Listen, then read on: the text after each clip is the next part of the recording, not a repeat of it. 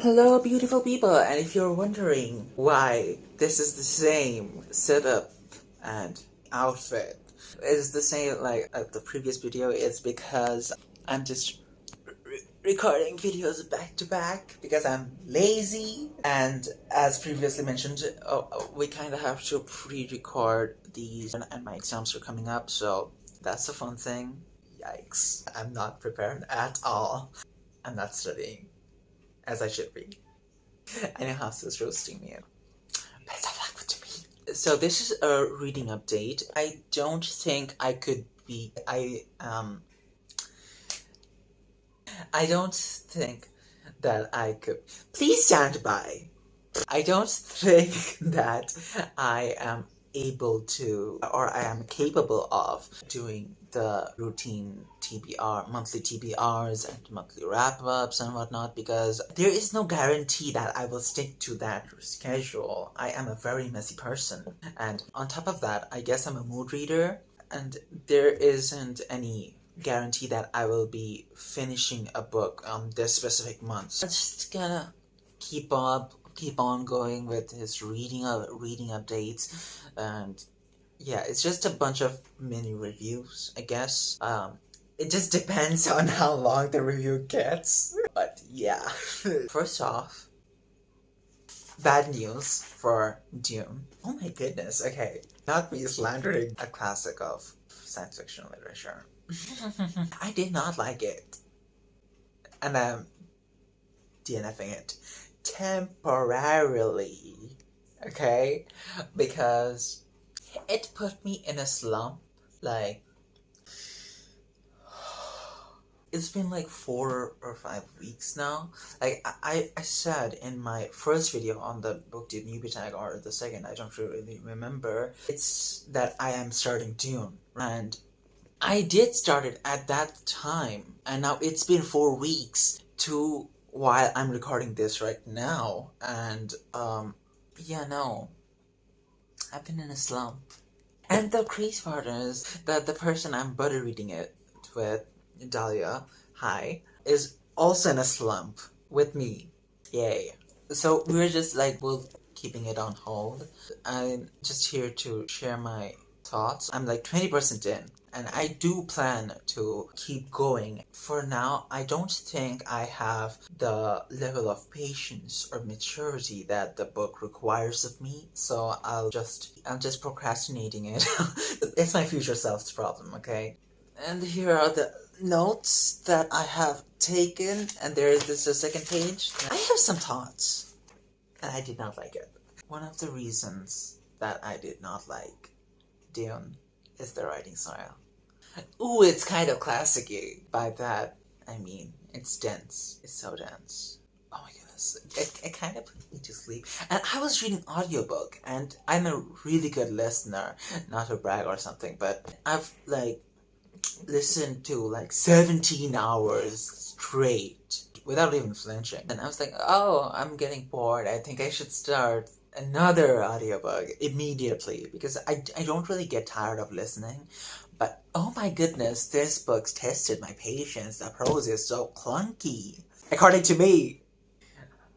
How do I say this without getting cancelled by the science fiction community or something? My tastes are subjective, very much subjective. Oh, hello, forehead. So my reviews are very much subjective. That's all I had to say. Disclaimer, even though it shouldn't be at this point. The prose is extremely clunky, and there are just brief expositions on, like, how these things work, and oh my goodness. And there are just certain passages where the narrator breaks the third-person narrative and goes just onto the first-person narrative without even any warning, like even a break or something. It can be really jarring because, oh, you're thinking, okay, the story's progressing, whatnot, and then boom. Oh, how the atrocity that I am committing. The narrator just kind of breaks away at a certain point and just fawns over Paul, like, oh, how cautious he is, how sensible, and oh, how will I ever betray the family, or oh, how will I ever do such a thing. It gets weird. It gets tiring. It feels that, like, the narrator is just droning on and on and on about it, and the narration isn't that good. I'm sorry. I'm just sorry. I'm very disappointed in the narration. Can't wait to get cancelled. If classical literature, if the modern classic fan base hasn't got me already for my 1-star opinion of Kafka on the Shore and Haruki Murakami. I don't know what the consensus is of that book, that one right there that I really hate. I might have been cancelled already, but here comes the double trouble.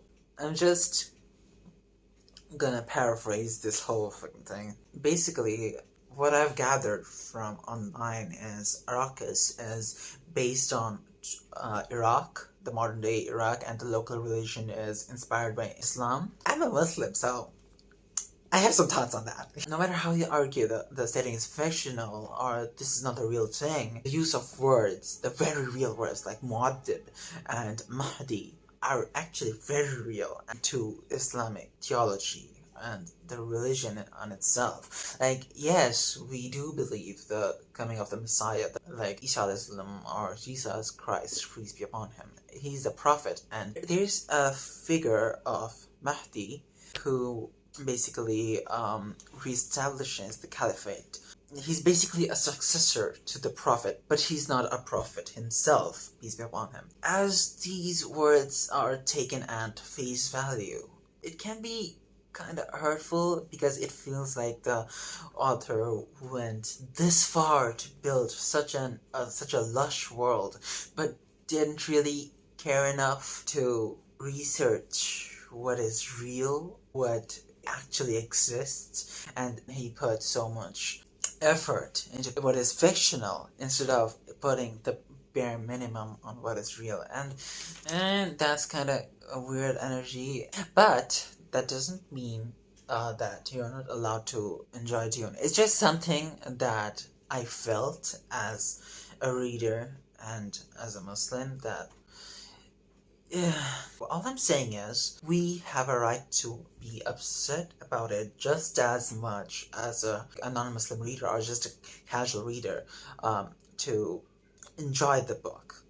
We have a right to criticize a piece of media that does not represent us correctly, even if I don't really know, I haven't completely read it, but even as it is inspired by it, I think we just have a right to be upset about it without being put on fire. Okay, apart from the bummer stuff, another thing that's really down for me is I view this book as through the lens of a classic. I feel that it's a cornerstone in sci-fi literature. It can be easy to forget that we have had, even though we have had fresher take on the genre. Let me just read it because I'm not able to. I think the problem that I face while reading a classic is that I have probably read something newer or fresher that has been inspired by it. It is easy to forget that these are the books that may have opened up a new door to the genre. Although I can respect what it does or what has been done, I do not feel obligated to love it. That's what I felt. I'd like to stress, again, like by repetition, that I can respect what it does or what it has done, but I do not feel obligated to love it for it. Here's the thing, you cannot force emotions. Moving on from Dune. It's just gone for a while. It's on hold. Whatever. I've been reading the Foxhole Court, also the game trilogy, and oh boy, I don't really have any thoughts on it. But I plan to review the whole trilogy on this video, so there will be other segments of the Raven King and the King's Men. But as you know, I am a very disorganized person. I will just jumble up all the events of the books if I just don't spill my guts right in front of you right here, right now. So here goes nothing. So what's the Neil Johnston, right? Okay, the main character's name is Neil Johnston, and he is a runaway. He's running away from his previous lives, the also mysterious past, and he has joined the sport of ecstasy. He's basically a very big fan of ecstasy, and he joins the team. And there's this Foxhole court, the Foxes. That's a team of mentally traumatized problem children. The coach Wymack, I think his name is, he created this team in order to help these children get out of their traumatic past and just put them in a better place out of their possibly abusive households, or even possibly no households of no parents and whatsoever. Just shelter these kids from bad influence. He gets called idealistic or not, but yeah, that's the Foxes. I don't find the main character that interesting, but I am looking forward to the progression of the character arc of the character Andrew. I don't really remember his last name, just Andrew right now. I really love the thought of a 5 foot midget, like myself, I guess, being feared by everyone. Yeah, I liked it. Oh, by the way, he's a psychopath or a sociopath or one of the other. He really gave me some homophobic vibes, and I don't really know what to make of that. Keeping my mouth shut, because I don't know where this story is going. I've just read only one book. Okay, so basically, the point of my rambling here is that I'm holding my judgment because, okay, take whatever. So far, I like that every bit of detail or every bit of information that has been relayed to you has been very intentional on the author's part, because I can see the story progressing with the 3 act conclusion. Like Act 1 is book 1, Act 2 is book 2, blah blah blah. The book 1 really lays down the setting, the characters, and like the themes that might be explored really well. I like how intentional the author is with their writing and the pacing and everything in general. Really looking forward to reading The Raven King. So we'll see you again on the same video but on the next day. Bye.